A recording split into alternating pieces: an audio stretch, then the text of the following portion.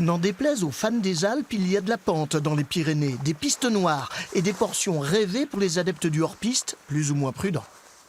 En fait, on aime bien le hors-piste parce qu'en gros, on passe là où personne laisse ses traces en fait. Quand je vois de la poudreuse et qu'il n'y a personne qui est passé, j'y vais, je réfléchis pas trop. On regarde où vont les skieurs déjà en hors-piste et on essaie de suivre quand même plus ou moins les traces. On ne va pas dans des domaines complètement vierges où on voit qu'il n'y a pas eu de skieurs.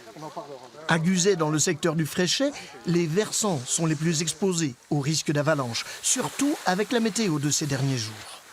Le plus dangereux, effectivement, c'est le vent, parce que lui va transporter la neige d'un endroit, la déposer à un autre, et en fonction du relief, on va avoir un risque important de plaques, puisque ce qu'il faut comprendre, c'est que les cristaux de neige en l'air vont s'accrocher les uns aux autres et vont former un pont au-dessus du sol, et ce pont piégeant une couche d'air, c'est cette fragilité donc, du manteau neigeux qui fait que lorsque quelqu'un va passer, le pont va s'effondrer et l'avalanche va partir.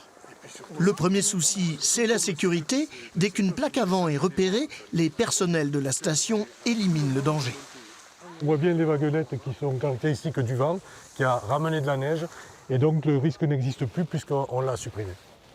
Et vous l'avez supprimé comment? Alors on déclenche avec des explosifs, donc nos pisteurs artificiels viennent faire exploser des charges, et ces charges permettent donc aux avalanches de partir.